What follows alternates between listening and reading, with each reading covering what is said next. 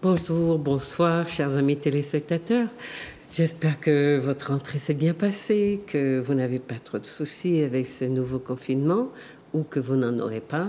Et surtout, que vous resterez courageux et discipliné parce que nous dit-on, il faut l'être. Et puis, c'est vrai, il y a des circonstances qui font que, voilà, nous ne sommes pas libres de faire, d'être, de vivre comme nous le voudrions, puisque la situation étant ce qu'elle est, nous devons nous plier à la discipline qu'on nous demande de respecter.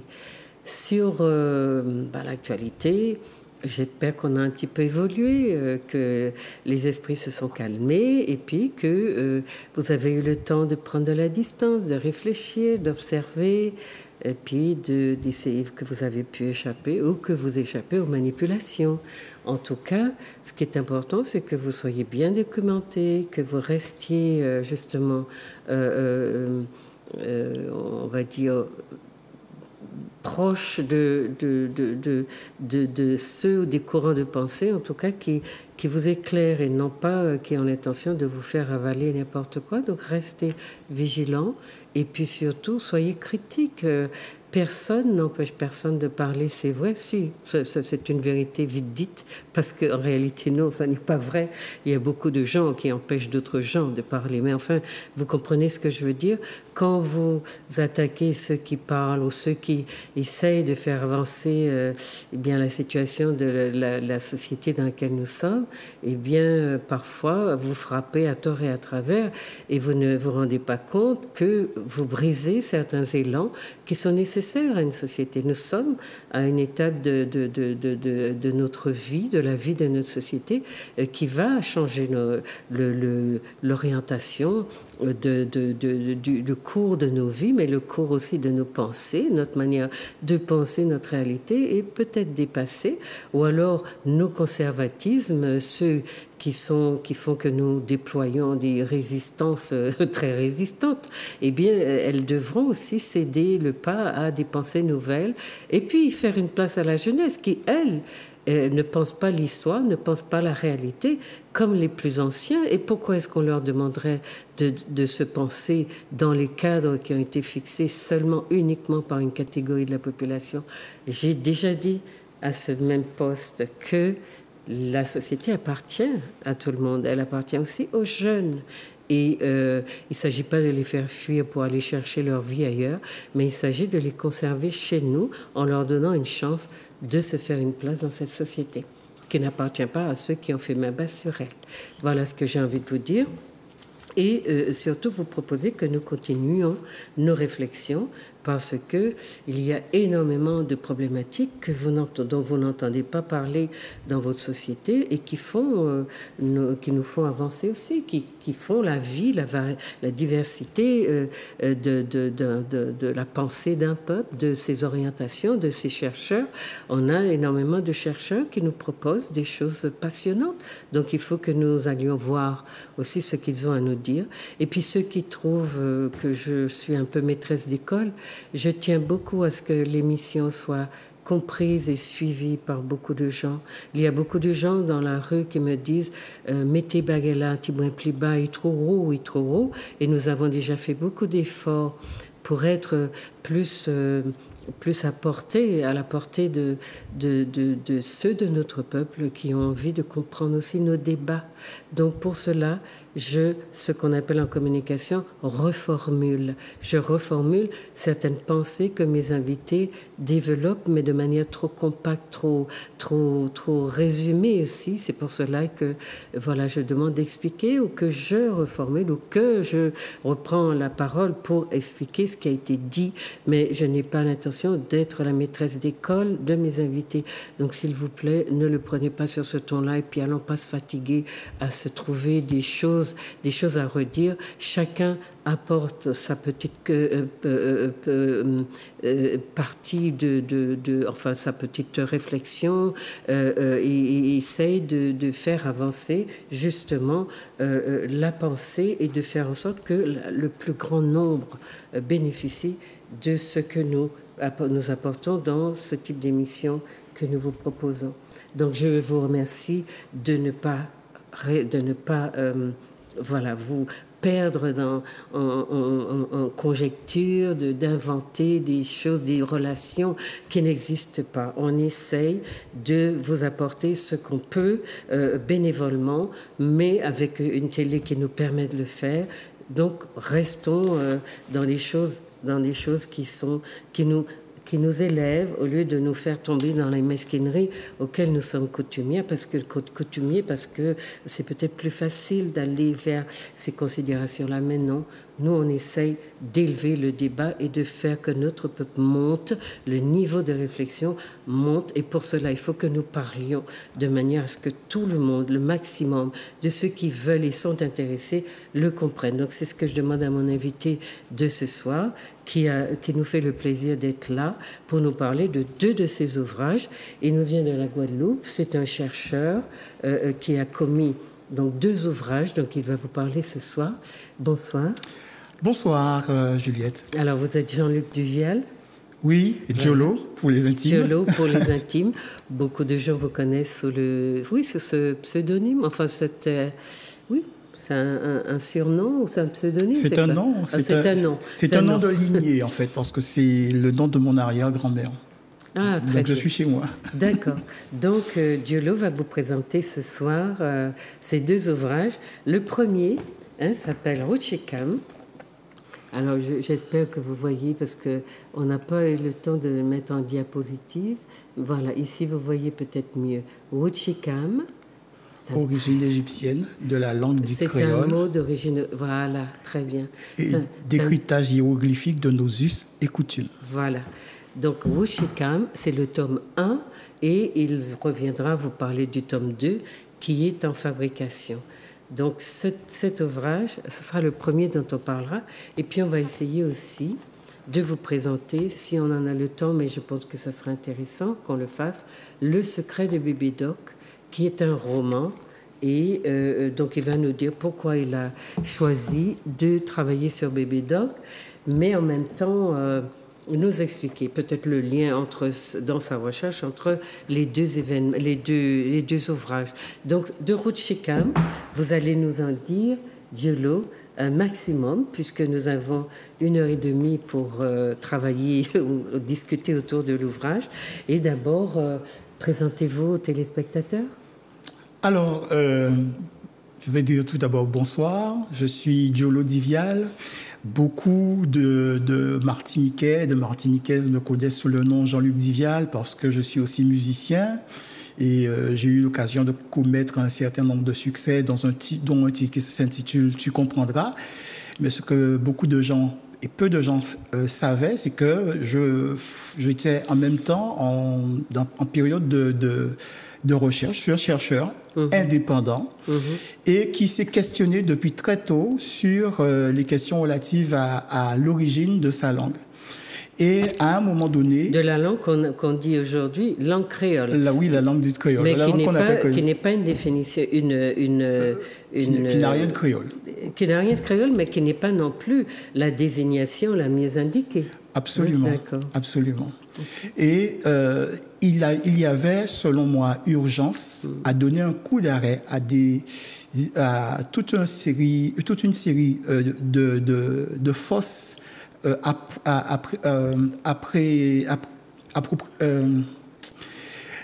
toute une série de fausses approches de notre langue et de ce que nous étions.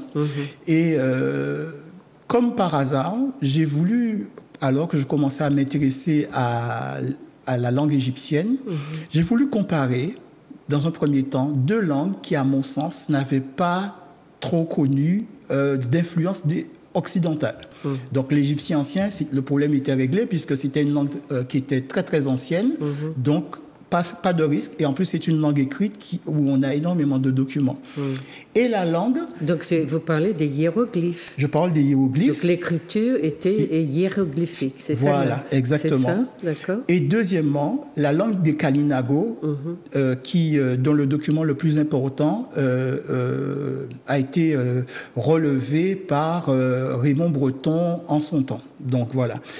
Et j'ai commencé à nourrir un certain nombre de correspondances entre ces 2 langues anciennes. Et ce qui s'est passé, c'est qu'à un moment, je me suis retrouvé devant des formes verbales, des formes grammaticales que j'avais déjà, qui ressemblaient à ce que j'avais déjà croisé.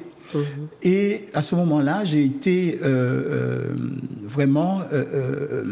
je me suis retrouvé un peu devant une interrogation. J'ai cherché et je me suis retrouvé devant des formes verbales qui existent, par exemple, dans la langue Wolof. Et de là, je me suis mis à faire des comparaisons et j'ai mieux compris la grammaire Kalinago. Donc, la langue Wolof dont vous parlez, c'est celle qu'on a dans l'Afrique de l'Ouest, essentiellement absolument, au Sénégal. Au Sénégal, voilà. exactement. Okay. Et ce qui s'est passé, c'est qu'à un moment, j'ai eu comme un déclic parce que je me dis, mais pendant que tu es en train de t'occuper de cela, en fait, ta propre langue fonctionne sur le même, selon le même mode. Et donc, de proche en proche, je me suis intéressé aux langues africaines modernes et j'ai remonté le fil jusqu'à l'Égypte ancienne. Donc, c'est une découverte accidentelle, je vais le dire très clairement. Et aujourd'hui, nous ne sommes plus au stade des suppositions, nous sommes au stade des certitudes. Il fallait comprendre comment notre langue s'est constituée et il fallait comprendre surtout aussi qu'est-ce qui s'est passé. Au bout de combien de siècles ou de millénaires cette langue s'est constituée? Parce que ce qui nous est dit, c'est que la langue s'est forgée sur nos territoires, Guadeloupe, Martinique, sur les habitations. Voilà. Oui.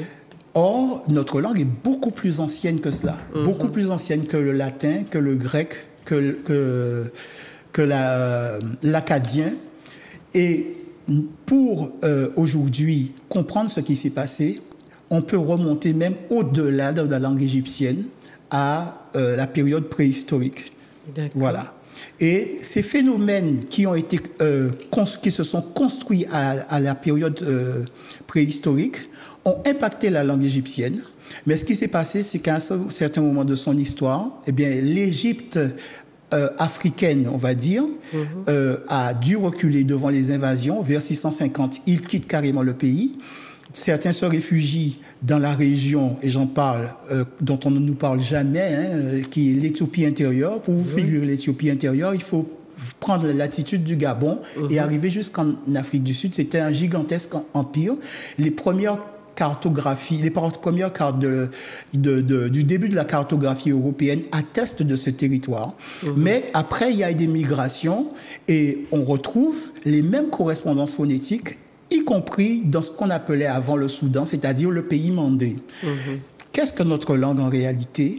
Eh bien, on cherche 10 000 appellations. Alors, quand vous dites notre langue, pour nos voilà, la langue qu'on appelle créole. Pour nos téléspectateurs, vous êtes en train de nous parler de la langue qu'on appelle créole. Oui. Et vous avez évoqué la croyance qui veut que cette langue serait née de la rencontre entre des Africains et des Européens. Oui, parce qu'en fait, toute l'argumentation qui défend cette thèse repose sur l'infirmité de nos ancêtres, c'est-à-dire qu'ils ne savaient pas parler, ils prononçaient mal le français, et de cette mauvaise prononciation, de cette langue boiteuse, est née une nouvelle langue qui est qu'on a appelé créole. Mais en réalité, non. Et on dit qu'elle est basée sur du vieux français, c'est-à-dire qu'elle serait encore une fois un héritage de la France et non pas des Africains. Ce qui voudrait dire que nos ancêtres n'ont rien produit. Ils n'ont même pas été capables de produire leur langue. Non, mais les théories qu'il y a dans nos régions sont exactement celles-là. Voilà. Et quand on n'a pas d'explication, quand on ne peut pas tracer l'étymologie d'un mot, eh bien, on s'invente une légende pour justifier de cette étymologie par rapport à un ancien français. Or, notre langue, s'il fallait trouver le terme le plus ancien pour le désigner, c'est le copte. C'est la forme la plus récente, la plus moderne du copte. Qu'est-ce que le copte? Eh bien, le copte, c'est le dernier stade connu de l'égyptien ancien. Comment est-ce possible? Eh bien, pour les Européens, les chercheurs européens aujourd'hui, si vous parlez du copte, ils vont vous dire que cette langue est une langue morte. Or, il y a une linguiste du XXe siècle qui a fait un travail remarquable, qui s'appelait Madame Lila Somberger, et qui a démontré que le copte est toujours parlé et que les langues du pays mandin, le Vaï, le Dialonké, le Wolof, le Soninké, le Bambara, toutes ces langues-là ne sont qu'une seule forme de langue, et c'est le copte. D'accord? Donc, vous imaginez bien que... Comme quand on se représente cette population d'ailleurs, elle était noire au départ et on l'a vu se métisser petit à petit. Absolument. Mais elle a continué à véhiculer ces instruments de culture que absolument, sont notamment absolument, la langue. Absolument, parce que la langue, c'est la boîte noire d'une culture. C'est Alain Ancelin qui le disait. Rendons-lui hommage d'avoir eu cette clairvoyance. Et il faut le dire, Alain Ancelin, qui c'est pour nos téléspectateurs? Oui, c'était l'un de nos plus brillants égyptologues qui s'est intéressé à l'Égyptien ancien et qui a parmi les premiers, vu qu'au-delà de l'alphabet, il y a une écriture symbolique qu'il convient d'investiguer pour mieux comprendre ce qu'est notre langue et l'égyptien ancien. Et en réalité, il approchait la question que nous allons aborder peut-être tout à l'heure, qui est la notion de pensée symbolique. Alors, pour chers téléspectateurs, il faut déplorer que vous n'ayez jamais, peut-être pas beaucoup entendu parler d'Alain Ancelin, qui nous a quittés dernièrement, qui est un Martiniquais, égyptologue, qui est connu de tous les grands égyptologues du monde. Malheureusement, ses travaux ne sont pas répertoriés parmi les ouvrages qu'on nous conseille ou que nous avons l'habitude de consulter. Et c'est un chercheur très rigoureux, très sérieux, qui est une référence. Et cette personne a commis des ouvrages sur la question de l'égyptologie, de la langue même, puisqu'il était linguiste aussi, il me semble, ethnolinguiste. Enfin, il avait une fonction. Alors, il est plus connu pour ses travaux sur l'égyptien ancien. Mais c'est aussi, évidemment, un linguiste. Un linguiste ça. Donc, qui a travaillé aussi sur la langue du créole. D'accord. Donc, en tout cas, Alain Ancelin, c'est une pointure. C'est une pointure martiniquaise. Si cela vous dit, allez voir ses travaux. Il a même écrit aussi un livre sur la vision de l'esclavage qui est véhiculé, qui est très erroné, et il remet beaucoup de pendules à l'heure. Voilà. Donc, je vous laisse continuer. Donc, il faut comprendre vous parliez du Copte où on a fait... Ce peuple qui a habité la région des Grands Lacs, qui a habité, alors je cite Jean-Claude Boly, qui est un linguiste, qui a commis un livre qui s'intitule « Origine des langues africaines et qui explique que il y a eu un empire dans la région de l'Ouganda et du Sud-Soudan. Cet empire a duré plusieurs dizaines de milliers d'années. Sur la base de ces recherches, il s'aperçoit qu'il y a une certaine stabilité de la langue pendant assez longtemps et ensuite il y a des mutations. Donc, il voit tous les mots qui ont été produits et il s'aperçoit en fait que c'est ce peuple-là qui a quitté l'Afrique et qui est parti à la conquête de l'Asie, de l'Europe, parce qu'en réalité, tous les mots de pouvoir qu'on retrouve dans les langues européennes depuis l'époque des rois sont des mots d'origine africaine. Mais en Inde aussi, on a retrouvé, par exemple, une langue qui est parlée au Cameroun, en pleine forêt. On l'a retrouvé, la source du tamoul vient de cette région du Cameroun. Donc il y a cette forme d'irradiation ou de comment on va dire ça, je sais plus. Mais c'est les migrations humaines, c'est l'histoire de l'humanité. Les migrations humaines, et c'est pas étonnant quand on voit que les plus anciens Indiens sont les Andamanais ou Andamans, oui, c'est ça, qui sont des pygmées, en fait, des formes de pygmées. Et toute la côte, les côtes de l'Inde étaient habitées par ces populations-là. Et donc, la question du tamoul, du dravidien, d'ailleurs, a des liens avec ça. Et on a des linguistes très, très sérieux qui ont montré cette origine africaine ces correspondances de la langue qui sont manifestes. Et on retrouve dans le japonais, dans le chinois, des langues. Donc, ce ne sont pas des élucubrations, chers amis. Non. Il faut juste que nous sortions des petits savoirs un peu, très, très réduits qu'on nous donne et que nous répétons. Donc là, on peut essayer d'éclater la bulle et de voir plus grand à partir de notre réalité, parce qu'on nous a dit que sorti de la cale du bateau, on était devenus d'autres choses alors que nous sommes dans une continuité. Gelot, vous défendez l'idée de lignée. Absolument, oui. Absolument, parce que on s'aperçoit par exemple que si on prend le japonais par exemple, les formes négatives du japonais sont symétriques aux langues du Congo, le Kikongo, le Lingala. C'est assez étrange. Mais quand vous entendez un Japonais, un Chinois parler, moi j'ai toujours ce sentiment d'entendre des Africains parler. Oui, et la façon de poser les accents, c'est troublant. Comme, toutes les consonnes aussi qui font des... Oui. Quand je travaille sur certains thèmes, je suis obligé de me limiter parce que parfois je tombe sur des correspondances qui fonctionnent pile poil avec ce que je recherche. Et je suis obligé de me limiter aux langues africaines modernes parce que sinon je m'aperçois que, par exemple, les langues de Papouasie-Nouvelle-Guinée, d'Australie, de l'Indonésie, eh bien, répondent à ces phénomènes que l'on observe au sein des langues africaines modernes depuis la préhistoire, voilà.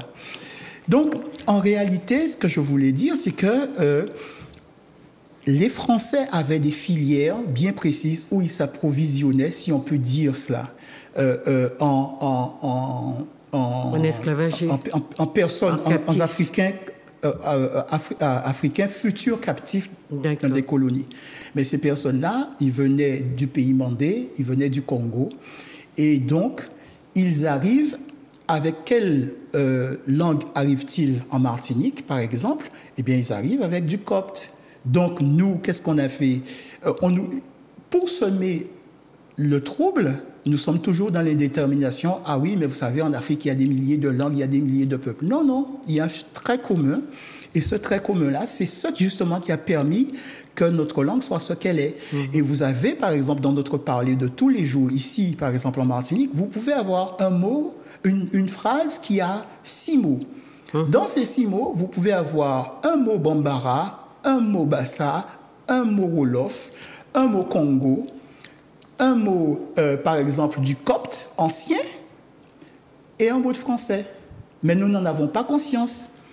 Voilà. C'est simplement que nous n'en avons pas conscience. En fait, il n'y a pas un phénomène de création de langue, mais en fait de superposition de formes de la même langue. Mais est-ce que, si vous deviez adapter ce raisonnement à aujourd'hui, quand vous écoutez des Arabes parler, vous entendez donc une musicalité arabe, et puis pouf, un mot anglais, pouf, un mot français.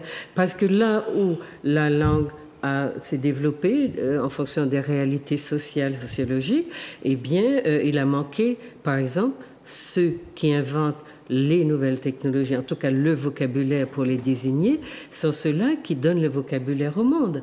Et donc, dans toutes les langues, vous entendez parler la structure normale de la langue, ou bien avec ces mots, et classique ou standard, et pouf, vous entendez des mots américains ou des mots français. Dans la langue bavaroise, en Allemagne, il y a 30% de mots de français. Absolument, absolument. Et c'est l'histoire, c'est l'histoire de ce territoire qui explique cette présence. Je crois que la plus grande faiblesse de la théorie qui voudrait que notre langue soit issue des anciens patois français, puisqu'à cette époque-là, il n'y a pas encore le français moderne, c'est de penser que notre langue, c'est un mix. C'est-à-dire qu'on a pris toute une série de mots venant de toutes les régions, on les a mis dans un blender, on a secoué, et puis après est sorti une langue. Non. Il manque l'essentiel, il manque l'ossature, il manque la colonne vertébrale de la langue. Que vous appelez la dimension symbolique. Et qui n'est jamais au cœur de la recherche sur l'origine de notre langue. De toute notre culture. Voilà. On a ce manque. Voilà. Oui. Alors, ce qui se passe, c'est que de même que l'ADN est un marqueur indélébile de l'histoire d'un peuple, eh bien, de même aussi qu'il y a un phénomène au niveau des langues qui s'appelle la pensée symbolique ou la sémantaxe, qui est un trait indélébile de la langue. Vous allez voir que c'est quand même extraordinaire. Qu'est-ce que la sémantaxe ou qu'est-ce que la pensée symbolique? La pensée symbolique, c'est simple. C'est la vision qu'un peuple se fait de son environnement. Et sur cette vision qu'il a du monde, eh bien, il va traduire les sons de la nature. Il va traduire les sons qu'il perçoit dans la nature, il va les reproduire avec sa bouche, et à un moment donné, il va leur associer des idées, des concepts. Si vous voulez, pour se représenter ce que c'est, il faut se mettre à la place il faut redevenir parent avec son petit qui commence à peine à marcher, c'est-à-dire à ramper. Il va partir à la découverte du monde. Et tout ce qu'il va voir, il va le porter à la bouche. Ah, ça c'est salé, ça c'est sucré, ce tissu c'est rêche, ce tissu est doux. Mais il va emmagasiner, il a un travail de scientifique parce qu'il va classer ces différentes informations et il va les retenir. Et après, tout ce qu'il va rencontrer, eh bien, il va les classer dans cette catégorie, sucré, salé, doux, rêche, etc. Ensuite, comme il fait partie d'une communauté, il y a papa et maman, eh bien, sa propre vision du monde va être rectifiée par une communauté. Eh bien, au niveau de la création d'une langue, c'est pareil. L'homme observe la nature, il reproduit les sons et il associe des idées. Voilà. Si je dis cra, cra, cra, bon, c'est un son qui a été perçu dans la nature et je lui associe l'idée du rire. Tchouboum, c'est le son de ce qui pénètre dans l'eau, mais je lui associe une idée et ça devient le verbe préhistorique pour dire plonger, etc. Et c'est comme ça que la langue se construit. Par exemple, l'homme va se poser la question toujours, en fonction de ces informations qu'il a déjà, chaque fois qu'il rencontre un nouvel élément, il va se demander à quoi ça ressemble. Alors, pour faire court... Bon, là, c'est pour parler de comment naît une langue. Comment naît... Voilà. Donc, c'est pour dire que la façon qu'on a d'expliquer notre langue, en fait, c'est une espèce de... Ce sont des raccourcis très pauvres. Ce sont des raccourcis très pauvres parce que finalement, nos chercheurs n'ont pas fait leur travail d'aller justement... Le travail commence.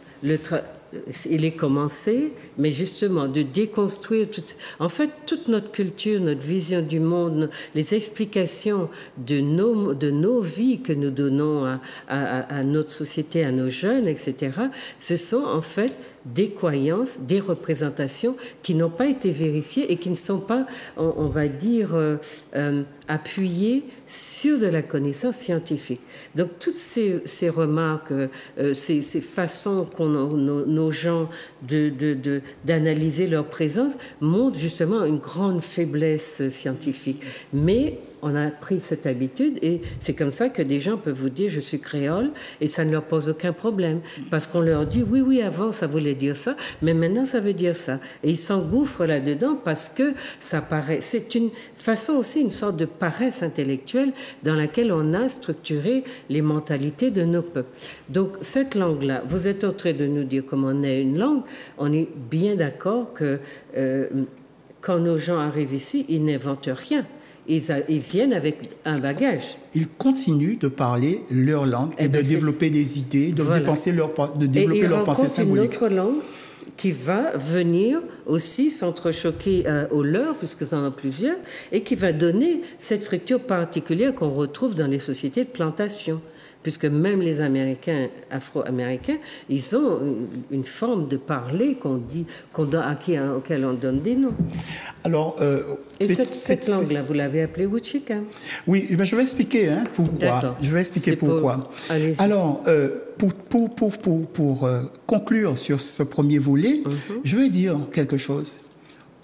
On ne définit pas une langue à son vocabulaire. C'est ça. Voilà, il y a une structure fondamentale qui doit être identifiée. Très important. Alors, ce que les peuples se partagent le plus facilement, c'est le vocabulaire. Donc, on ne peut pas s'appuyer là-dessus. Il faut déterminer quelle est la pensée symbolique de chacun. Et la pensée symbolique, c'est un paradigme, c'est quelque chose de spécifique. Donc, aucun peuple ne peut concevoir une langue à la place d'un autre. C'est ça.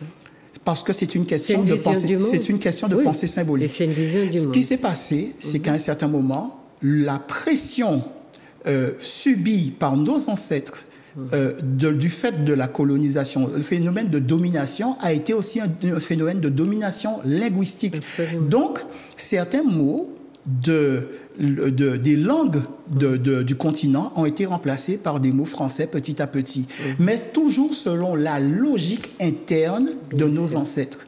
C'est pourquoi, si par exemple je demande qu'est-ce que c'est qu'un gros poêle, Aujourd'hui, au stade où on en est, on dira gros poêle, ça vient de gros. Le volume, G-O-R-O-S, et poêle, le poil. Et on me dira, ça désigne le chagrin d'amour. Oui, mais pour quelle raison on associe le terme gros au poil? Là, on n'a pas de réponse. Il faut aller plus loin. Et découvrir, par exemple, que le terme gros, par exemple, en langue bassa, ça désigne le poil. Voilà. Donc, quand on dit gros poil, on est devant ce qu'on appelle un syntagme miroir, une forme de tautologie où on a deux termes de langues différentes, un français et un d'une langue africaine, et qui sont porteurs de la même idée. Et c'est pas un concept qui nous vient du français, puisque les Français diraient chagrin d'amour. Ils diraient chagrin d'amour. Peut-être qu'ils ont des d'autres façons de désigner ce phénomène. Mais là, quand vous associez ces deux mots-là qui n'ont rien à voir, d'ailleurs même les deux mis bout à bout ne donnent pas de sens. Oui, tant qu'on n'a pas la logique interne de nos ancêtres, parce que c'est un phénomène de métaphore qu'on retrouve très fréquemment dans les langues africaines, et puis à commencer par l'Égyptien ancien. Et on dit ici que notre langue est très imagée. Et en fait, là, vous nous montrez que c'est pas imagé comme ça. C'est en fait la logique et puis la façon qu'ont les Africains, de structurer de le nommer, mais aussi de se projeter dedans. Puisque là, quand vous parlez des sons qu'on entend, mais vous ne parlez pas de l'individu. Maintenant, vous parlez de l'individu dans cet environnement. Et il a une façon de parler de ce qui lui arrive, qui lui est propre. De conceptualiser les idées d'après sa pensée symbolique. Absolument. Et si vous ne savez pas que dans les langues africaines, le mot poil, c'est un homophone des mots pour désigner le chagrin, pleurer, gémir, se lamenter, et que c'est associé aussi au phénomène d'inondation, vous ne comprendrez jamais pourquoi on dit gros poil et pourquoi ça désigne le chagrin d'amour, parce que c'est lié au mythe d'Isis qui pleure à la perte de son époux, et on dit que ses larmes sont tellement abondantes qu'elles déclenchent les crues du Nil. Et voilà pourquoi nous on dit pleurer gros de l'eau. Parce que quand on dit gros de l'eau, c'est une façon de dire pleurer, et on dit là, se lamenter. Le mot gros, on retrouve le mot gros dedans. Oui, mais là, ce n'est pas le terme français, c'est un terme qui désigne... de ce que vous disiez, vous disiez que c'était bassa, un terme bassa. Voilà. Alors, si je veux encore donner un exemple de ce qui s'est passé, alors, on nous parle souvent de proverbes créoles, expressions créoles. Oui, d'accord. Je vais donner un proverbe en lingala. Bois ezali makolonunei kasi alandaka nzela semoko. Bois ezali makolominei kasi alandaka nzela semoko. Si je dis cela comme ça, les gens vont me dire, mais qu'est-ce qu'il nous dit là? On ne comprend rien. Les mots ont été remplacés, les mots de nos ancêtres ont été remplacés petit à petit par des mots français. Et en réalité, qu'est-ce que je suis en train de vous dire? Chien, c'est une quatre pattes, mais ils sont sel chimé et café. Vous voyez, ce proverbe est très connu chez nous. C'est ce phénomène qui explique pourquoi, petit à petit, les mots français sont venus remplacer les mots qui étaient dans les langues africaines anciennes. En fait, le français usurpe ces idées, le substrat d'idées qui est contenu dans la langue. Et le français l'usurpe parce que le français ne nous apporte pas autant de richesse que l'imaginaire de nos ancêtres. Oui, voilà, c'est ce qui est extraordinaire. C'est ce qui est extraordinaire. Et on s'aperçoit qu'un mot, c'est jamais un seul. C'est pas un élément pris et isolé. Il a des connexions, parce que les mots, ce sont des énergies, et il a des connexions avec tout. Alors, par exemple, si je prends le mot... Alors, notre ancêtre voit une branche se casser et il se dit, il y a deux phénomènes. Il y a le phénomène d'énergie, de force qui casse cette branche, mais il y a aussi le phénomène de résistance. Donc, il y a deux dimensions déjà. Ensuite, le mot « Ka » revient à désigner l'énergie. Une énergie qui est libre, qui est neutre, mais qui est orientable, qui va dans une direction, qui va dans une autre. Par exemple, ce mot rencontre une idée. « Ka » qui est cette énergie, rencontre une idée. « Ka » parler. Eh bien, on se retrouve à parler. D'accord? Mais on a les deux, et puis on a une façon de montrer que ça se fait, ou que c'est fini, ou que ça va se faire. Oui, donc, mais si on revient justement au mot « ka », Eh bien, si vous allez dans l'autre sens, eh bien, c'est une énergie soustractive parce que vous tombez dans le hack. Okay. Vous voyez? Oui. Donc, nos mots ne sont pas là de façon gratuite, juste pour faire joli. C'est pas un assemblage de lexiques issus de différentes langues. Et puisque, au moment où Chikam sort, qu'est-ce qu'on dit? On dit que notre langue est issue du français avec des mots anglais, des mots amérindiens et quelques rares mots africain. Mais il y a même quelqu'un qui a sorti un ouvrage pour dire qu'il n'y avait que 13 mots africains dans la langue. Vous vous rendez compte? Oui, mais dans la culture, on nous a dit la même chose. Pour moi, la langue, c'est une dimension de notre culture. Et dans tous les domaines, on a balayé les contenus, les héritages, le patrimoine africain. Alors que quand vous regardez les gens vivre, ils vivent vraiment leur africanité de manière tout à fait régulée, normale. Maintenant, il y a des gens qui ont appelé un courant de pensée qui a appelé la langue qu'on appelle ici créole, on l'a appelé la langue Ka. Alors, le mot Ka, c'est l'énergie. Il faudrait plutôt dire ki, chi ou ti. C'est les mots pour désigner la langue. Par exemple, vous allez le Ki-Congo, c'est la langue des Bas-Congo. Vous avez le Kinyarwanda, c'est la langue des Rwandais, par exemple. Vous avez le Lingala, qui est une évolution phonétique du Ki, et qui est la langue des Bangala. Vous avez le Kiswahili, c'est le Ki, en fait. C'est ça. Et c'est pas loin de toucher, par exemple, tous ces enseignements qu'on reçoit, par exemple, du Moyen-Orient, par exemple, ou l'Asie, par exemple. Donc, on ne dirait pas la langue Ka, mais on va arriver donc à votre désignation à vous, Wuchikam. Alors, Wuchikam, c'est un terme technique, je le dis toujours. Je suis un individu sur plusieurs millions à parler cette langue, il faut qu'à un moment donné, les spécialistes se réunissent et qu'on tranche cette question. Mais il faut le faire de façon collégiale. Moi, en tout cas, c'est ma position. Wuchikam, qu'est-ce que cela signifie? Nos anciens, quand on vous dit Kemet, en fait, il faut savoir qu'à la fin, il y a un préfixe de classe, mais que le script porte à la fin du terme. D'accord? Donc, en fait, quand on dit Kemet, il faudrait dire Chikam, Chikama. D'accord? Mais c'est aussi le nom de la langue. Le Chikam, c'est la langue. Mais nous, qu'est-ce qu'on a fait en réalité? Il fallait un terme pour dire ce qui s'est passé. En fait, sur nos territoires, on a reparlé la langue de nos ancêtres. Donc, nous, Wuchikam, c'est ça. C'est pourquoi le terme Wuchikam est apparu comme un terme technique pour désigner la langue, non pas... Désigner un processus ou la langue en tant que telle? Alors, quand je dis la langue, il faut bien comprendre. Quand je dis la langue, c'est au même titre que je dis que toutes les langues du pays mandingue sont une seule forme de langue qui est le copte. Il faut penser cette langue comme une unité culturelle avec des formes multiples parce que toutes les formes qu'on observe en Guadeloupe, en Martinique, en Guyane, Haïti, tout ça, existaient déjà dès l'Égyptien ancien. C'est ça qui est extraordinaire. Parce que je retrouve le parler de Martinique, je retrouve le parler de Guadeloupe, je retrouve le parler d'Haïti, je retrouve le parler de la Réunion, de Rodrigue, au sein d'une même grammaire. Au sein d'une même grammaire. C'est ce qui est extraordinaire. Et quand on interroge la pensée symbolique, on comprend pourquoi ces phénomènes sont apparus à un certain moment donné de l'histoire de l'humanité. Voilà. Mais donc dans le livre, on voit qu'il est très très riche et plein d'explications pédagogiques. On va en venir à comment vous parlez de la culture, mais vous êtes parti de hiéroglyphes quand même.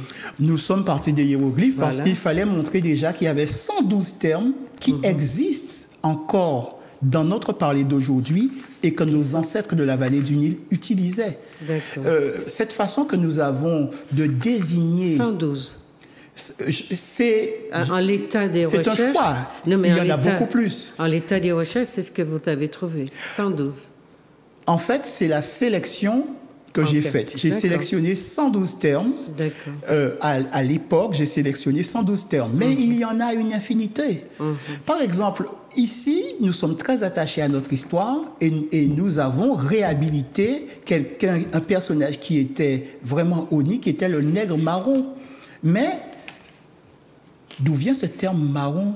Nous savons que c'est quelqu'un qui a fui l'abomination de la plantation. D'accord?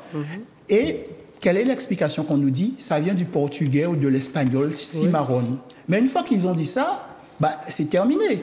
Pourquoi ce terme-là désigne le fugitif? Eh bien, il faut remonter, parce que si vous ouvrez par exemple un dictionnaire copte, le copte qui se parlait dans la région de Thèbes, eh bien, vous allez voir que le mot marron désigne le fugitif. Le mot marron, ça veut dire partir. Vous savez, cette interjection que nous avons pour dire à quelqu'un de déguerpir, de ne pas rester sous nos yeux, marron.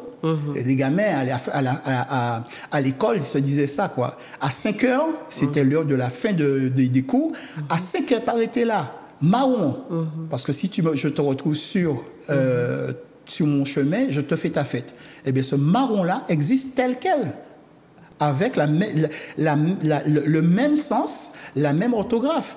Gilles Fleureau, par exemple, a chanté en nous profiter à des avant temps là, mais ouais, si nous. Mais ouais, c'est une forme du copte ancien qui désigne la fuite, l'écoulement, donc l'écoulement du temps.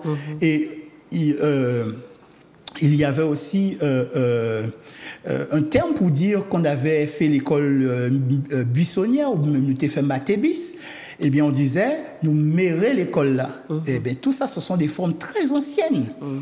Très anciennes. Le mot pour désigner... Alors, il y a une constante chez nous, c'est de désigner le taux d'alcoolémie par la graine. C'est extraordinaire. On peut dire, par exemple, ou pas prendre bête pour inviter quelqu'un à prendre un verre, ou pas prendre graine, ou pas prendre la goutte, ou pas prendre sec. Eh bien, tous ces termes-là désignent la graine. Sec, c'est la graine. Bête, c'est la graine et la semence en égyptien ancien. Graine, c'est juste une transposition de la pensée symbolique de nos ancêtres dans un terme français pour devenir graine. Et la goutte, eh bien, c'est une graine d'eau. Donc, vous voyez que la persistance, par-delà les décennies, de la pensée symbolique de nos ancêtres. Et quand quelqu'un va avoir bu 1 ou 2 verres et qu'il sera un peu pompette, on dira « ignon graine ». Voilà.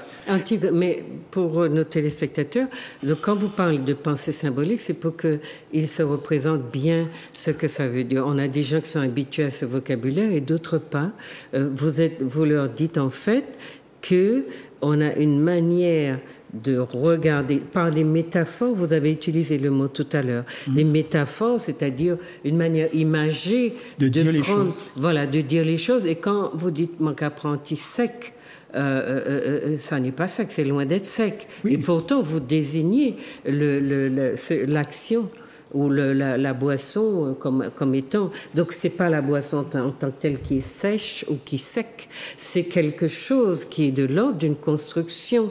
Donc, vous comprenez bien que parfois, vous dites des choses qui n'ont pas l'air d'avoir un rapport avec la chose elle-même. Mais dans vos esprits, il y a un lien. Et c'est ça la construction d'un peuple. Chaque culture fait ses constructions. Et pour ça, vous avez l'impression que oui, mon apprenti sec, ou bien mon café, ou bien mon marron, ou bien ceci, cela, ça a une réalité pour vous. On dirait aussi, même pour des petits repas, des petites choses simples qu'on fait chez nous, si vous dites à quelqu'un... il mange un bon tinelamouri qui n'a rien de lien, aucun lien culturel avec vous, la personne ne saura pas ce que ça représente dans votre culture. Vous voyez? Donc, seuls ceux qui ont des correspondances avec vous comprennent bien cette dimension imagée, symbolique que ça éveille dans votre esprit chaque fois que vous entendez cette chose-là. Donc, ce que le travail qu'a fait Diolo, c'est de remonter en tout cas d'aller regarder qu'est-ce qu'il y a derrière ces images qui sont dans vos têtes. Et ça donne une réalité à la chose. Vous dites, pour tout bon, vous allez nous parler après d'Amiso, du carnaval, de la cuisine. Absolument. Vous allez nous dire, parce que le temps passe malheureusement vite. Oui, bien sûr. Voilà.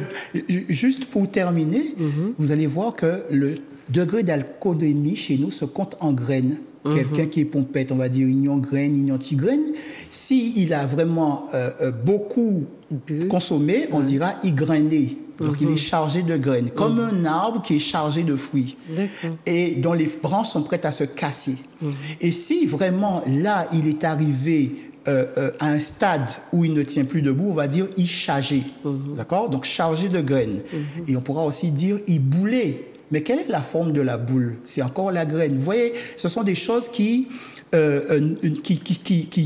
traversent le temps sans se dénaturer.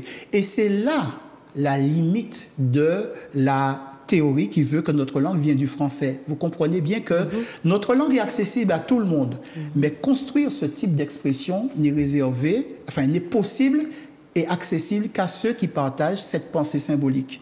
Voilà. Et c'est ça la différence majeure. Mais les gens qui apprennent la langue, mais c'est vrai pour toutes les langues, ils accèdent donc à un lexique, à une syntaxe, mais la dimension symbolique, si elle n'est pas, l'apprentissage de la langue n'est pas accompagné d'un cours sur la culture, sur l'imaginaire, sur la symbolique du peuple lui-même, eh bien, on est en face d'une structure un peu sèche. On apprend des mots et une syntaxe et on sait dire les choses. Mais tout l'imaginaire en est ôté.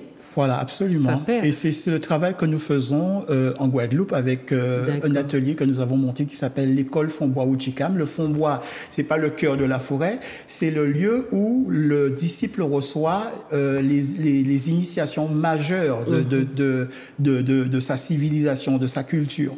C'est là où il recevra des choses que personne ne lui diront. Et en réalité, nous mettons l'accent sur le fait que c'est vrai, il y a eu un temps où on apprenait à bien lire et bien écrire notre langue. Mais aujourd'hui, il faut dépasser ce stade parce qu'aujourd'hui, ce n'est pas normal que nous ayons les seuls dictionnaires au monde qui soient dépouillés d'étymologie. Si je dis, par exemple, coquignol, les gens vont me dire « Ah oui, mais ça vient du français croquignol ». Mais pourquoi? Alors que, qu'est-ce qu'un coquignol chez nous? Un coquignol, c'est un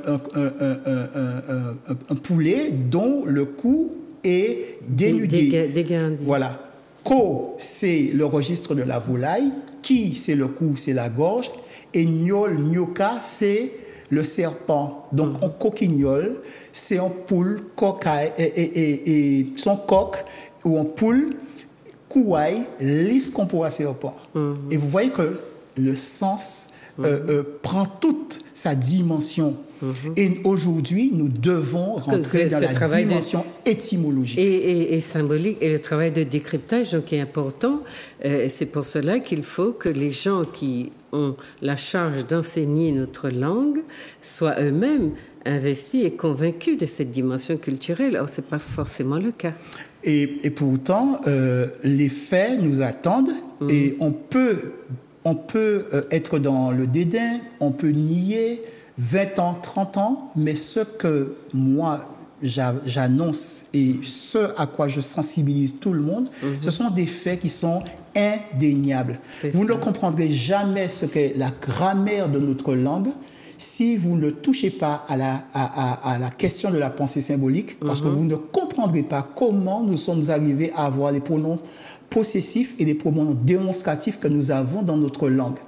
Nous avons des formes, des pronoms possessifs qui sont les mêmes que ceux de l'égyptien ancien. Par exemple, la première personne du pluriel, tant-nous, ta-nous. Les Égyptiens anciens parlaient exactement comme ça. Et c'est la même idée. Oui, voilà. Mais donc, et vous ne comprendrez pas, justement, pourquoi il y a ces formes. Par exemple, moi, je peux dire tant moins. Ici, un camarade peut dire ta moins, d'accord? Oui, en Haïti, on peut dire pamnan. Oui.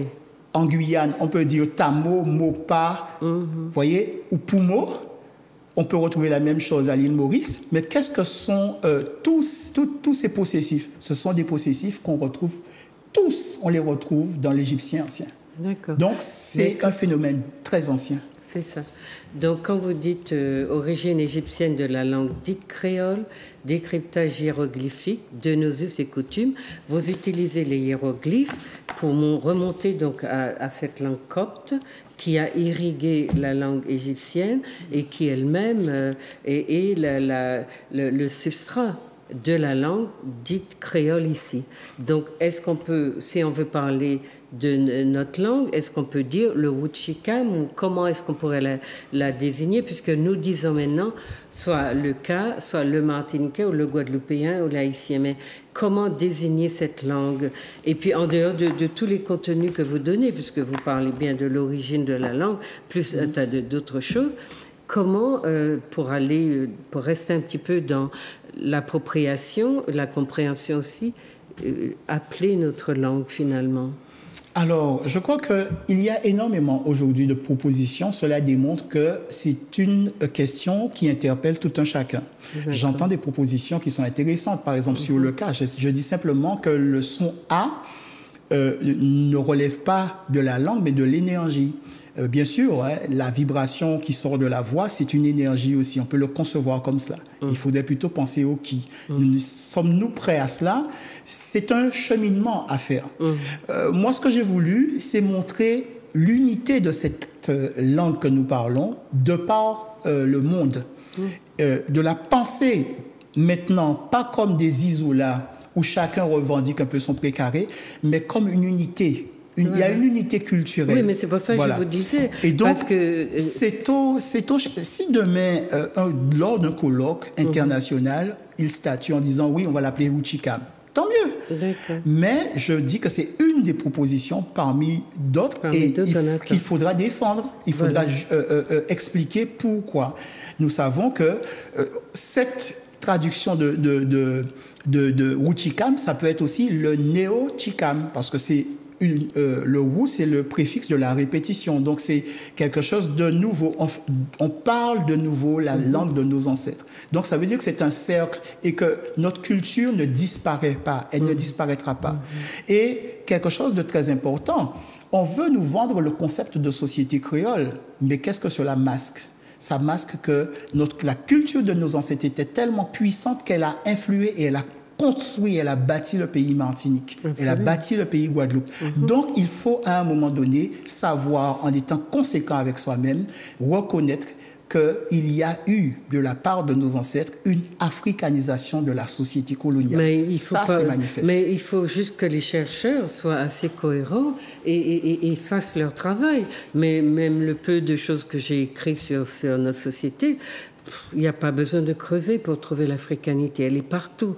Donc je comprends. Sur le travail sur la langue, donc vous le menez avec une équipe, et j'ai vu que vous avez cité Dibombari Mbok, qui lui aussi travaille sur... Oui, bien sûr. Fait un gros travail sur les hiéroglyphes. Est-ce que ça veut dire qu'il y a des correspondances entre vos méthodes? Alors, j'ai utilisé deux méthodes. J'ai travaillé à partir de la méthode comparative historique et j'ai travaillé aussi à partir de la méthode Kuma, parce qu'il y a deux dimensions dans la lecture des hiéroglyphes. Il y a la dimension alphabétique, mais qui vaut son poison d'or. Et il y a aussi la dimension métaphorique, parce qu'à un moment, il faut rentrer dans la culture. La méthode Kuma, c'est celle que défend Dibombari Mbok, qui est une méthode analytique, oui. de hiéroglyphes égyptiens à l'aide des langues africaines modernes. Ce qui montre et démontre que, en fait, cette culture-là, quand vous voulez voir se manifester cette Égypte donc fantasmée par certains... Je ne sais pas si on verrait pas un peu comment vous avez travaillé. D'un côté, vous avez les hiéroglyphes. Oui. Et dans la translittération, c'est-à-dire la traduction en lettres de ces symboles de caractères hiéroglyphiques, le sens qui est porté chez nous et le sens que les Égyptiens donnaient. On ne voit pas, mais enfin, voilà, dans l'ouvrage, vous voyez comment il est gros, il y a tout ce travail de décryptage. Oui. Maintenant, comme je voudrais qu'on parle un peu de Bébé Doc, dites-nous un peu, parce que j'ai été, moi, très fascinée par les traits de culture qui sont de langue égyptienne que vous nous avez reversés dans l'actualité, là, le carnaval, une chanson qu'on chantait beaucoup, et Damiso. Et on n'a jamais su qu'on chantait, c'était une expression africaine. Oui, mais regardez bien quand il se couplait. Adon commune panier des mers, au Vatican panier des papes. Donc ça veut dire qu'il faut savoir discerner. Eda, ouvrir, Misso, les yeux. Ouvaisier, Adon, commune panier des mers. Ouvaisier, au Vatican panier des papes. Je pense que ce chant-là n'arrive pas par hasard. Il est l'expression d'une conscientisation peut-être politique du petit peuple qui voit et qui se moque, qui avait sa manière de oui, la dérision nous a sauvés. La dérision et de décliner l'actualité. Absolument. Donc, Edamiso que vous chantez, chers amis, peut-être qu'on le chante. C'est pas une jeune femme qui s'appelle Edamise. C'est ça. C'est Edamiso. Voilà. Edamiso. Donc, dans le carnaval, c'était une chanson vraiment très centrale. Et puis, vous parliez aussi des plats traditionnels qu'on avait, parce que vous déclinez ça dans notre cuisine, je vois... Les rites funéraires. Cuisine, carnaval, rites funéraires, musique roca, biguine, belay, mazioca, etc.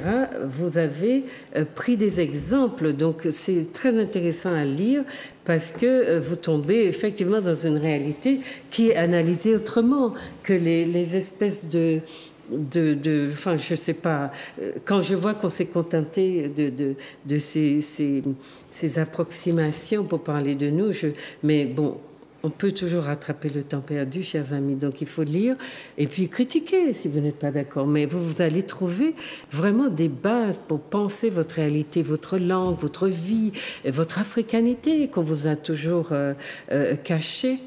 Et vraiment, ça vous enrichit, même si vous n'êtes pas d'accord, mais vous êtes riche de ces savoirs-là. Donc, Belay, cuisine. Belay, voilà. C'est une musique sacrée. Oui. Belay, c'est le nom de la plume. La plume, c'est la maat, la notion d'harmonie, d'équilibre, de justice, de beauté, d'équité, qui est l'idéal même des sociétés africaines. Par leur structure, la société politique en Afrique est dans cette quête d'équilibre à partir même de l'élaboration de son calendrier, où on cherche à évacuer toute possibilité de désordre, de déséquilibre. Donc on s'attache à faire un calendrier le plus stable, des institutions les plus stables, et ça commence aussi par monsieur, madame, le foyer, comment l'équilibre doit être trouvé. Belay, c'est une musique sacrée, et cela relève aussi du cheminement de l'âme après la mort. C'est pourquoi on voit que le tambour est toujours présent dans toutes nos manifestations et qu'il est présent aussi lors des rites funéraires chez nous. Voilà. La question de pourquoi on lave le mort, par exemple. Vous avez des rites comme les roses qui sont des rites tristes, non? Qui signalent ça. Vous avez le kaladja, par exemple, qui est un rythme particulier qui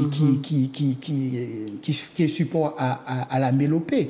Oui, mais ceci, on le retrouve partout. On ne le retrouve pas seulement en Guadeloupe-Martinique, on le retrouve aussi chez ceux qui parlent espagnol dans la Caraïbe, anglais dans la Caraïbe. Oui, on sent l'unité culturelle. Oui, et même aux États-Unis. Bien sûr. Voilà. Bien sûr. Et traduit nous, en on nous a dit fonction... Plérego de l'eau. Aux États-Unis, on a dit Cry Me a River, par exemple. Vous voyez que c'est les mêmes expressions. Nous, la peau, le corps, la stabilité du corps est un indice de calme, d'apaisement. Un enfant turbulent, on lui dira foutez pour bien. Bien foutez pour là. À la Dominique tout près là, ils diront put your skin right. Vous voyez, c'est la même pensée symbolique. Exact. Peu importe la langue du colonisateur qu'elle a rencontré, qui se développe. Et peu importe où les ancêtres ont été déportés, ils ont traduit les réalités de ces régions à partir de leurs propres capitaux culturels. Je dis capitaux, la langue, la façon de... Parlez-nous un peu de la cuisine et puis après on va parler de secrets. Alors par exemple... Les plats des traditions que nous avons. Alors, il y a une tradition à Noël qui est par exemple de manger le ziam, pois d'ibois, viande cochon. Ce que les gens ne savent pas... Pois d'ibois, pois d'Angole. Voilà. Ou ce qu'on appelle le pois d'Angole. Mais en réalité, le nom, c'est Dibois. C'est pas du bois ou de bois. Vous voyez, ça, c'est les légendes. Oui, bien sûr. Dibois, ça désigne la pierre, ça désigne aussi le chiffre 9, qui est le chiffre de la totalité. C'est le chiffre d'Osiris, parce que Osiris, c'est la totalité. Osiris, c'est Atum. Atum, c'est tout ce qui existe. Dieu, pour nos ancêtres, c'est pas un individu qui est extérieur à la création. Dieu, c'est tout ce qui existe dans la conception de nos ancêtres. Et ça change tout. Et donc, dans le rite de la passion et de la résurrection d'Osiris, eh bien, il y a ce plat qui vient commémorer. Dibois, c'est la graine. La graine, c'est l'abondance. Parce que ce corps, il a été démembré, mais diviser un corps, c'est le multiplier. Et donc, vous voyez que ces pois d'ibois sont le symbole, justement, de ce corps. Ensuite, vous avez l'igname. Nyama, c'est le nom de la chair. Donc, vous voyez ce qu'on fait là, de la communion. Manger, buvez, c'est le corps du Christ. Manger, c'est le corps du Christ. Ce sont des textes anciens de nos ancêtres. Ça représente voilà. ce que... Et vous avez le porc qui est associé à Seth. Mais Seth, c'est celui qui a provoqué la mort d'Osiris, son frère, qui a démembré le corps. Et là, c'est une victoire posthume d'Osiris quand la viande de porc, elle est démembrée, cuisinée en ragoût. Et on nous a fait cochon roussi, mais la couleur rousse, c'est la couleur de Seth. Vous voyez? Donc, c'est extrêmement codifié. Tout ce qu'on mange chez nous. On revient un tout petit peu pour nos téléspectateurs. Ce que vous appelez pois d'ibois, c'est notre pois d'Angole ici. Oui. Et à Noël... Cajanus Cajan, pour dire exactement. Cajan, oui, tout à fait. Et d'ailleurs, Angole, pois d'Angole, ça vient d'Afrique, on le sait, d'Angola ou d'une région. Pois Congo aussi. Pois Congo, pois d'Angole, etc. Ça vient Angole, vous êtes qu'à crier ici, c'est Angola en fait. Eh bien, donc ça, c'est un repas qu'on pratique, j'allais dire, qu'on consomme à Noël. Oui. Donc c'est une fête sainte. Bien sûr. Dans la chrétienté, c'est une fête sainte. Mais comme on a déplacé les croyances et puis la structure des spirituelles de nos ancêtres, eh bien, eux, ils ont comment on va dire ça, lové au cœur de la chrétienté des pratiques qui sont culinaires, mais qui sont d'abord qui rendent hommage ou qui se remémorent une période, une partie de la vie de l'Égypte antique. Donc on retrouve les symboliques que vous avez évoquées avec Isis, avec Osiris et Seth qui est le roux, qui va tuer Osiris, qui va le découper en petits morceaux. Et donc, si on revient à la symbolique donc des ancêtres africaines, en fait, on retrouve plein de choses qui se faisaient dans l'Égypte antique et qui sont faites symboliquement dans le plat de Noël que nous avons. Absolument. Et c'est ça qu'il faut... Alors, cher mais c'est comme notre façon de faire la Toussaint. Oui. Voilà, qui est spécifique. C'est spécifique. Voilà. Et c'est la fête de Ouag en Égypte. Voilà. C'est exactement la même fête. Oui, quand on fait le bain des marées, qu'on va nettoyer les maisons avec les plantes, en Haïti, ils appellent ça fête Makaya. Mais Makaya, ça veut dire les feuilles. Vous voyez? Eh bien, c'est aussi la fête qui avait lieu, c'est les rites du mois de Koyak, les rites de purification. Donc, même sans le savoir, notre peuple a gardé beaucoup de ces traditions qui se sont détraditionnalisées, ou en tout cas désymbolisées.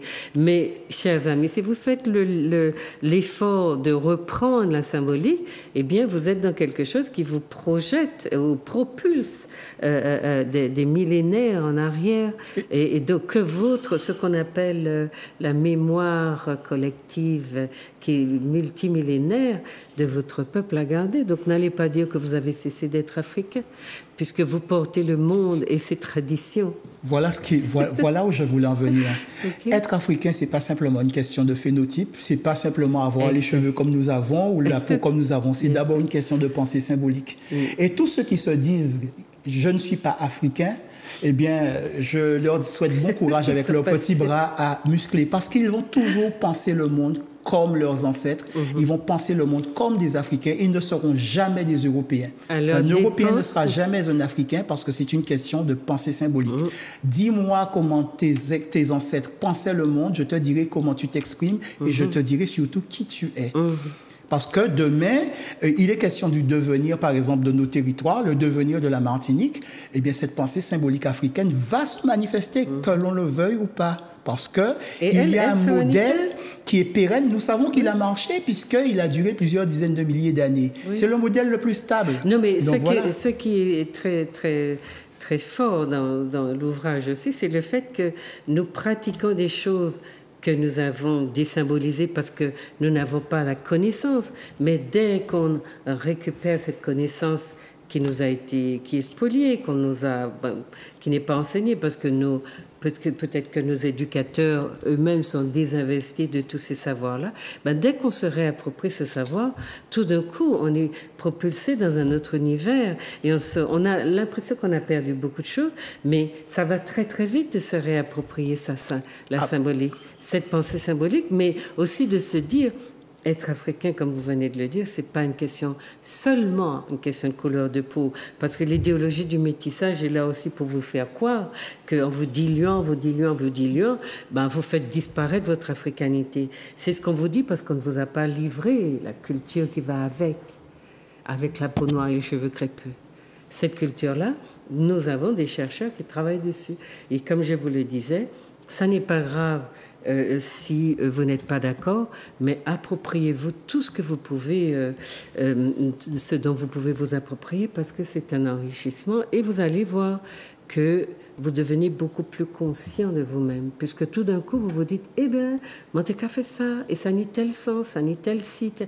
Donc voilà, c'est un conseil, parce que il faut qu'on soit plus entier. Il ne faut pas qu'on soit un maquillage des autres qui ont besoin de nous faire croire qu'on n'a rien apporté à l'humanité. Vous voyez là, vous avez tout gardé. Même les fêtes des religieux, la chrétienté, eh bien, vous les avez utilisées pour loger vos traditions. Voilà, c'est ce qu'on apprend à mesure qu'on avance. Donc, moi, j'ai envie que vous nous disiez quelques mots sur le bébé doc, le secret de bébé doc. Ça va intéresser beaucoup aussi nos téléspectateurs. C'est un roman. Oui, c'est un roman, comme disait un journaliste de chez nous, un roman mystico-historique. Parce qu'en réalité, ce roman est tiré de faits réels. Et des faits qui ont leur incidence jusqu'à nos jours. Alors, dans ceci, ce sont les extensions en fait de la recherche que je mène, parce qu'en réalité, je m'aperçois que Haïti a conservé énormément. Voilà, les métaphores qu'on retrouve en égyptien ancien, on les retrouve manifestées beaucoup plus fortement encore à Haïti. Les formes grammaticales, des formes qui ont disparu partout ailleurs, on les retrouve à Haïti. Ouais. Voilà. Quand, par exemple, Kacha chante n'a pralé aux ananas, mais les formes verbales qui marquent l'intentionnalité en sédiem khalef, eh bien, c'est ça qui est devenu pral fond bagaille. Mais les mots qui commencent par des consonnes et qui sont bok, etc., comme ça, comme s'il faut respirer. Puis, oui. Eh bien, dans la langue haïtienne, on a énormément de ces formules-là que nous avons aujourd'hui du mal à prononcer. Bien sûr, parce que nos territoires ne subissent pas l'amuissement de certains sons et de la même manière. Voilà. Il y a des sons qui existent encore chez nous, qui ont disparu par exemple à Haïti, mais il y a beaucoup de choses qui ont déjà disparu de nos territoires. C'est du fait du contact avec la modernité européenne, mais qui ont été préservées à Haïti. Et c'est une vraie merveille de les étudier. Et donc, dans cette dynamique-là, je me suis retrouvé à m'intéresser beaucoup à Haïti. Et c'est comme ça qu'en 2015, je tombe sur un article rédigé par un journaliste et je tombe des nues. Parce que nous, tous ceux qui avaient la vingtaine en 1986, ou autour de la vingtaine, nous avons suivi à la radio, à la télé, des épisodes de ce déchoucage de Jean-Claude Duvalier. Et on se disait, partira pas, il fait de la résistance et tout. Mais nous étions vraiment très loin de nous imaginer que ce qui s'était passé et comment dans les circonstances réelles de son départ. Alors, il faut savoir que depuis 1985, ça ne va pas. Le pays, vraiment, est dans une grande agitation. Et sa question, c'est de savoir mais comment il va faire pour conserver le pouvoir. Et donc, il va rencontrer les forces vives, les forces économiques. Il va rencontrer après la conférence épiscopale, c'est-à-dire l'Église catholique. Il va rencontrer la conférence des pasteurs protestants. Mais un de ses proches conseillers lui dit « Ah, mais oui, mais Haïti a une très grande richesse culturelle. Vous ne pouvez pas rencontrer les sommités de l'Église catholique et protestante et ne pas rencontrer les grands initiés du vaudou. » Et lui, qui n'est pas du tout dans ses considérations, mais il traîne la jambe pour le faire. Mais il finit par accepter parce qu'on lui fait comprendre que c'est bon pour l'équilibre du pays qu'il manifeste ce geste-là. Et lui, il s'attend à ce qu'on lui fasse une séance de divination, après qu'on lui dise, voilà, on va faire tel rituel, ça va calmer le peuple et vous allez rester au pouvoir. Et en réalité, il reçoit une douche froide parce que ces 8 grands initiés vont lui faire des prédictions, vont lui expliquer pourquoi il ne peut plus conserver le pouvoir, parce qu'on va lui dire, dans 21 jours, vous êtes parti, et si vous persistez, vous mourrez. Bon, on va lui expliquer un certain nombre de choses, on va lui expliquer quelles sont les erreurs qu'il a commises et qui font qu'il ne peut pas se maintenir au pouvoir, qu'il a, en négligeant certains aspects, les forces mystiques du pays, qui ont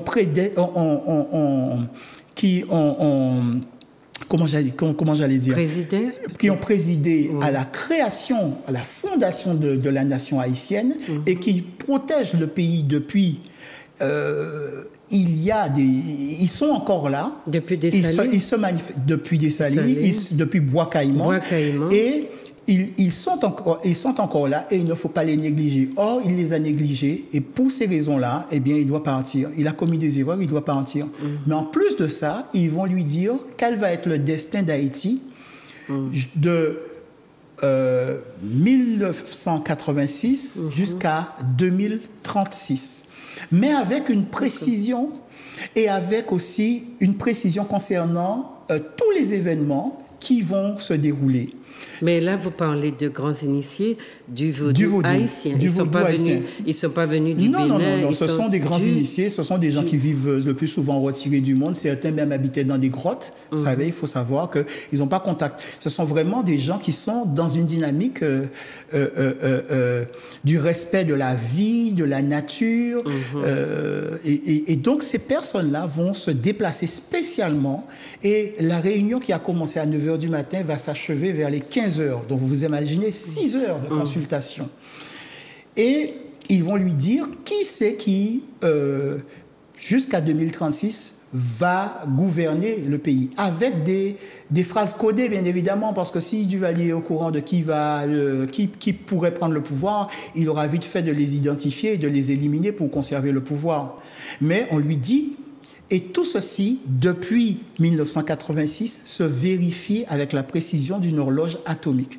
C'est ça qui est extraordinaire. Mais ça, c'est le texte que vous avez trouvé du journaliste? C'est le texte du journaliste, plus un travail de recherche. Alors, en 2015, quand je tombe sur cet article, je me dis, voilà toute la trame dramatique qui pourrait être un support à une pièce de théâtre, parce que moi... instinctivement, il me vient à l'idée qu'il faut que les lecteurs, il faut que nous qui sommes voisins d'Haïti, nous soyons au courant de ces choses.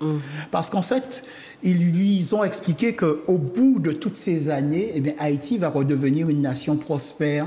Il y a énormément d'événements qui vont arriver, qui vont survenir. Et nous sommes des voisins à côté. Donc cela, de toute façon, ça va nous concerner. Et puis il y a des questions fondamentales. On apprend à décoder un certain nombre de phénomènes qui nous arrivent ici en Guadeloupe, en Martinique, et donc pour lesquels nous n'avons pas les clés. Mais eux, ils apportent ces solutions. Donc il était important pour nous de comprendre, par exemple, pourquoi la révolution de 1802 en Guadeloupe échoue.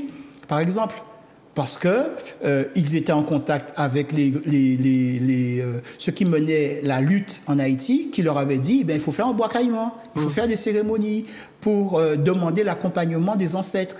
Et eux, qui étaient déjà, certains, c'était des mulâtres, qui étaient plus inspirés par le siècle des Lumières et tout. Voilà. Ils voyaient ça un peu comme de la superstition. D'accord. Et résultat, ils se sont plus alliés ils ont plus rejoint les idées des mulâtres haïtiens. Oui. Des mulâtres haïtiens. Ce qui s'est passé, c'est que pendant cette révolution, ces mulâtres haïtiens ont été égorgés par l'armée française, ils ont disparu. Et nous, par exemple en Guadeloupe, Delgrès, Ignace et tout, ils n'ont pas eu la force qui aurait pu les aider à remporter la victoire qu'ils faisaient. Donc c'est une interrogation aussi pour nous, hommes et femmes de 2020, sur notre destin, notre chemin. Et on voit bien que la force mystique, elle est toujours là. Elle est toujours là. Mais comment expliquer, alors je ne sais pas dans les prédictions comment c'est évoqué, mais en Haïti, vous avez l'influence de toutes les églises du monde et le peuple est très, très divisé. On est presque parfois dans des situations de guerre civile. Comment Haïti va sortir de ces conflits religieux? Parce que les Américains, bien sûr, et puis les écoles, les églises évangéliques, ou je ne sais plus, vraiment le pays est quadrillé par ces églises. Dans la Caraïbe, les États-Unis et l'Europe, la France avec, se disputent la Caraïbe par personne interposée. Donc, les protestants, c'est les États-Unis, les cathos, c'est plutôt la France et une partie de l'Europe. Et c'est vrai que après avoir vaincu l'armée la plus puissante du monde, qui était l'armée napoléonienne, il y a deux choses qui arrivent, c'est qu'ils se disent, eh bien, il faut qu'on récupère ce territoire, mais on ne peut pas le récupérer militairement. Donc, qu'est-ce qu'on va faire? Eh bien, on va demander à organiser les choses de telle manière, à réorganiser l'Église catholique en Haïti. Et donc, ils vont prendre en charge l'éducation des enfants et on va leur apprendre à détester leur culture, détester leur tradition, c'est très fort. Dénoncer. Et ça, c'est pas pour que les gens comprennent, c'est pas des choses, ce sont pas des choses qui se disent à la légère, c'est sur le terrain. Non, mais sur le terrain, vous le vérifiez, c'est très concret. Bien sûr. Et donc, à partir de ce moment-là, un enfant qui vient faire sa première communion, qui reçoit le baptême, eh bien, on va demander aux parents de dénoncer si, par exemple, le parrain, c'est un Ougan. De dénoncer s'il y a une mambo dans le coin.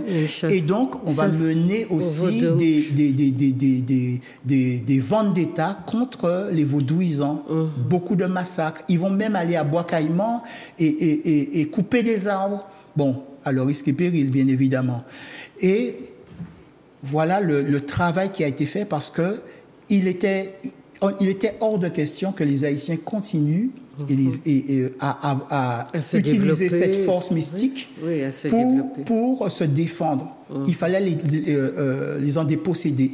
Et ce travail-là a été fait. Alors, on a par exemple, du temps du président Boyer, le 4e président d'Haïti, un nonce apostolique qui se présente et qui dit qu'il vient pour réorganiser, en forme de diplomatie, pour réorganiser l'Église catholique.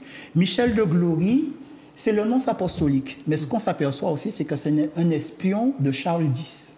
Donc, dans sa soutane, il présente bien, en fait, et personne ne se méfie. Mais seulement, le président Boyer, lors d'une de ses prêches, il a dit ceci: nous demandons aux anciens esclaves de regagner les habitations de leurs maîtres. Il se dit, ouh là là, mais qu'est-ce qu'ils sont venus faire là? Ils sont venus rétablir l'esclavage.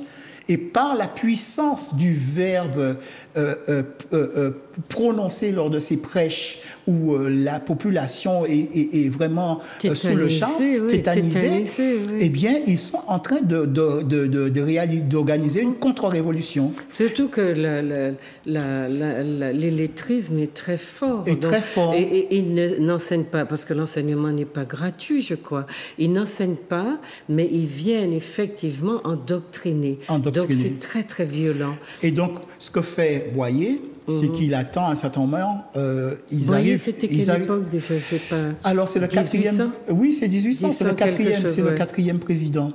Et il dit cela. Il fait débarquer l'armée. Ils arrêtent tout ce beau monde.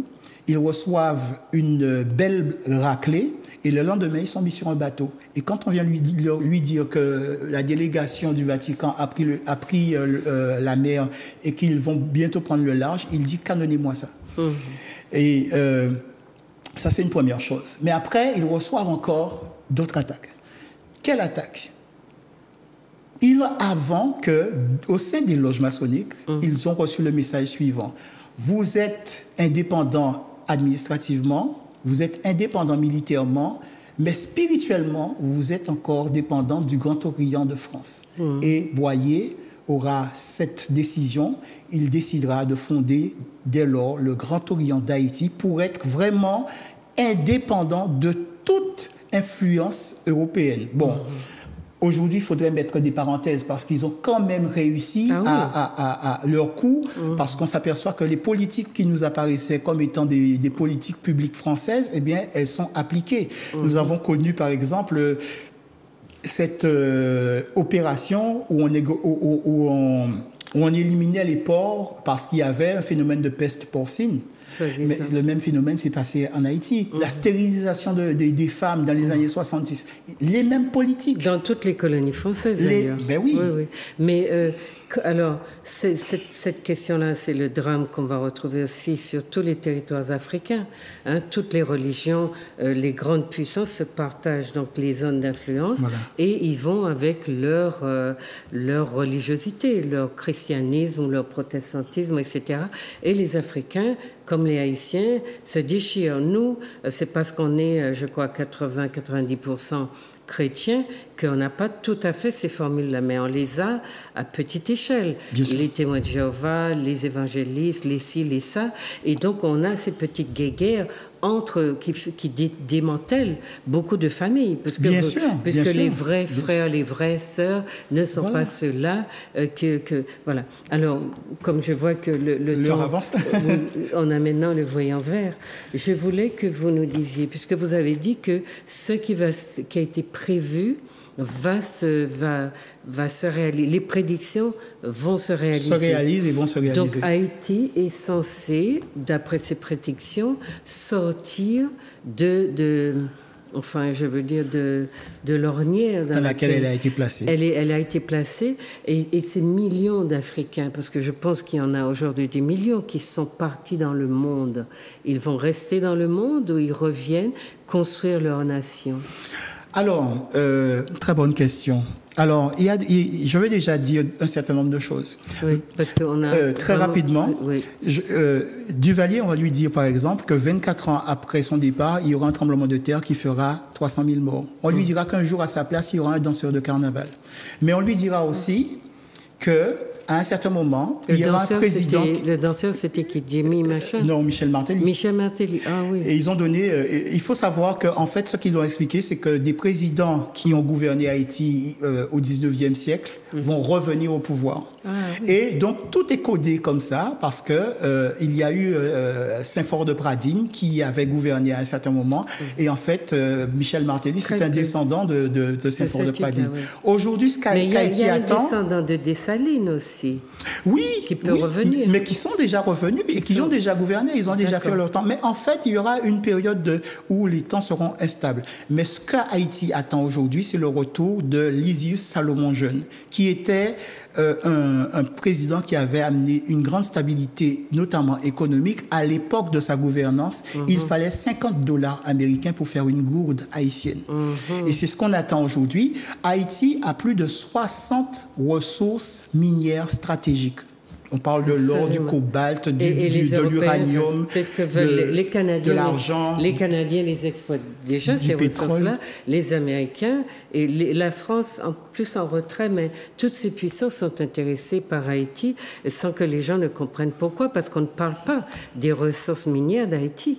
Absolument. Absolument. Haïti est d'une richesse extraordinaire. Mais il y aura un changement parce que l'Europe et les États-Unis vont connaître aussi leur destin. Voilà. Oui. Bon, alors, c'est passionnant. On a encore envie d'en parler, chers amis. J'espère que ça vous donnera le... Et puis, Haïti, c'est nous, ça nous tient beaucoup à cœur.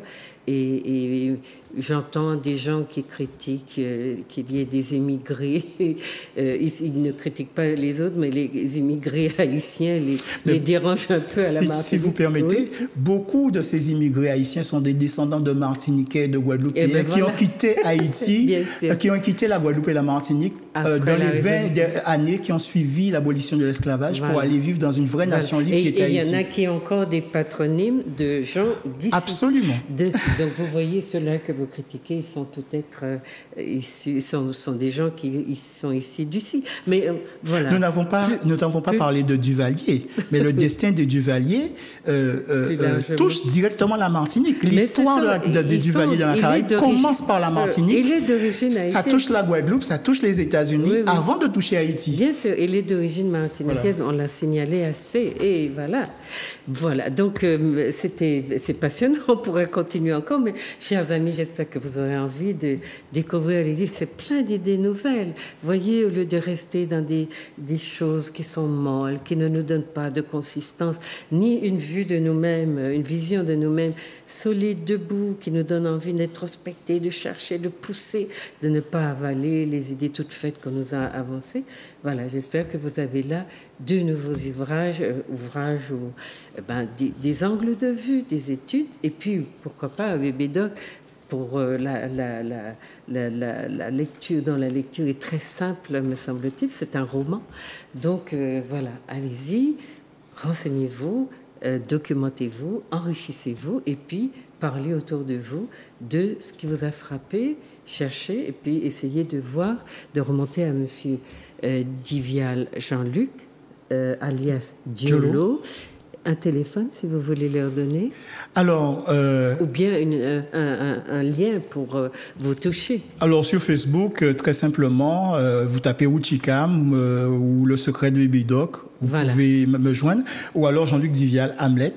Jean-Luc Divial Hamlet. Voilà. Jean-Luc Divial Hamlet, H-A-M-L-E-T. Et L-E-T, c'est ça? Oui. Et donc, vous pouvez lui écrire. Et laissez vos messages ou posez vos questions. Il est en conférence assez régulièrement, en Guadeloupe ici aussi, il est invité. Donc voilà, j'espère que vous avez passé un bon moment, que vous comprenez aussi un peu comment je travaille dans le contact que je maintiens, j'entretiens avec vous, et que il faut que tout le monde bénéficie du savoir, et donc nous pensons à nos gens qui ne sont pas des académiciens et qui ont besoin aussi de grandir, puisque nous faisons ce travail-là pour tout le monde, tous ceux qui trouvent de l'intérêt à mieux se connaître. Je vous souhaite de passer, de bien reprendre le rythme de vie de rentrée, et puis de continuer à vous cultiver. Puis, si vous voulez me toucher, passez par Zouk TV. Merci à la technique, à Zouk TV, qui nous permet de vous toucher également et d'être dans ce rapport de proximité qui nous est nécessaire, en tout cas, pour nous parler. Merci, bonne soirée et à bientôt.